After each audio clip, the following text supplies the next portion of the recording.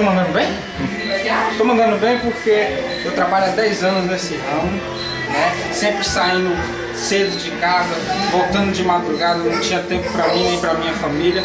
Mas em 2006 o meu filho nasceu.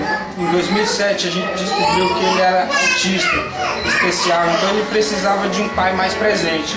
Então eu batalhei para construir esse restaurante para poder ficar mais perto do meu filho, para acompanhar o crescimento dele e para dar todo o auxílio que ele precisa.